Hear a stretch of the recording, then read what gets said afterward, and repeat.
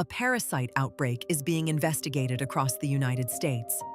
But the most important part of this story is not the headline. It is the question behind it.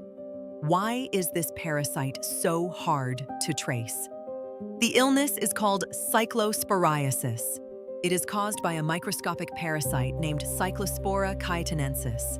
It is not a virus. It is not a bacteria. It is a parasite that infects the small intestine, a path that may have started days earlier, on a farm, in water, on fresh produce, inside a distribution chain, in a restaurant kitchen, or in a meal that has already been eaten and forgotten. That is what makes Cyclospora outbreaks so difficult. The parasite is invisible to the eye. Food can look normal. Water can look clean. And the person who becomes sick may not feel anything until about a week later. Cyclospora usually spreads when someone eats food or drinks water contaminated with the parasite. In the United States, outbreaks have often been linked to fresh produce. That matters because fresh produce is complicated. A packaged product may have a barcode, a lot number, and a clear supply chain, but a salad can be different. A single bowl may contain lettuce from one place, herbs from another, vegetables from another supplier, and ingredients handled by many people before reaching the plate. If several people get sick, investigators need to ask a simple but difficult question. What did they all eat?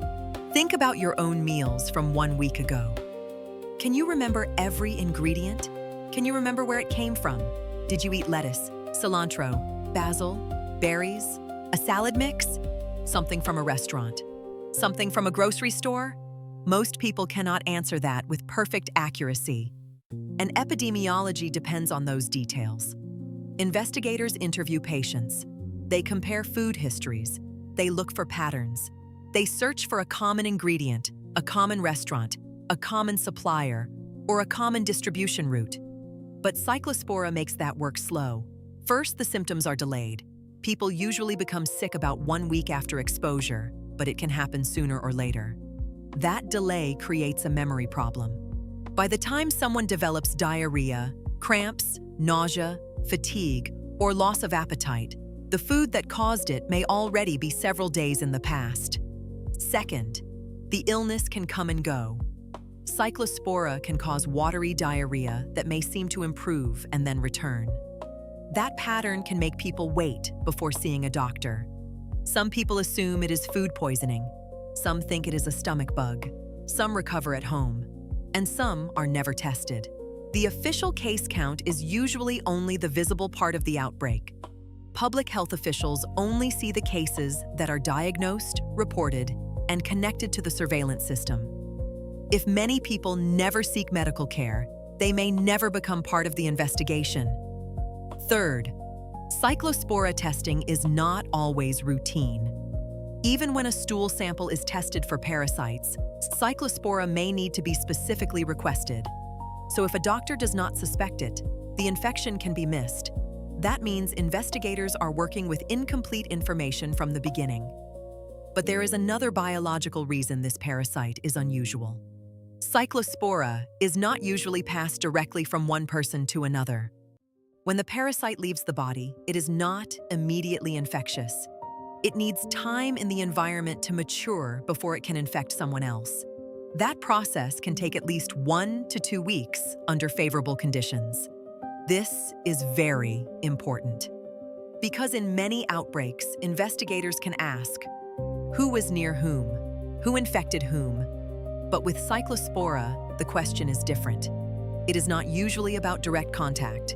It is about the environment. Food, water, sanitation, production, distribution, and contamination that may have happened far away from the person who eventually got sick. So instead of a simple chain from person to person, investigators are often looking backward through the food system. That is why the source can be difficult to identify. A person in one state may get sick after eating the same contaminated ingredient as a person in another state. The common link may be one small ingredient hidden inside many different foods. And if that ingredient was fresh produce, it may already be gone by the time the outbreak is detected. There may be nothing left to test, no package, no sample, no obvious label, only interviews, records, receipts, distribution logs, and patterns. And they need to be careful before naming a food source, because naming the wrong product can mislead the public and harm the wrong businesses. That is why some reports may say outbreak, while health officials may describe clusters or cases under investigation.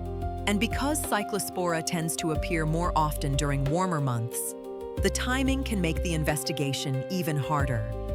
More cases may appear during the same seasonal window, but that does not automatically mean every case came from the same food. So what do we know biologically? Cyclospora cayetanensis is a human parasite. It infects the intestine. It spreads through contaminated food or water. It cannot be seen, smelled, or tasted on food. It usually does not spread directly from person to person, and symptoms can appear days after exposure. That combination creates the perfect investigative puzzle. An invisible organism, a delayed illness, a food system with many steps, patients who may not remember every meal, testing that may not happen immediately, and fresh ingredients that may no longer exist by the time investigators start looking. For most healthy people, cyclosporiasis can be treated, and many recover. But persistent or severe diarrhea should not be ignored, especially if it lasts for several days, comes back after improving, or is accompanied by dehydration or significant weakness. Then investigators notice a pattern, and only after interviews, testing, and traceback work does the hidden root begin to appear. That is why this parasite is so hard to trace. Not because scientists do not know what it is, but because the biology of the parasite, the delay in symptoms, and the complexity of the food system all work together to hide the source.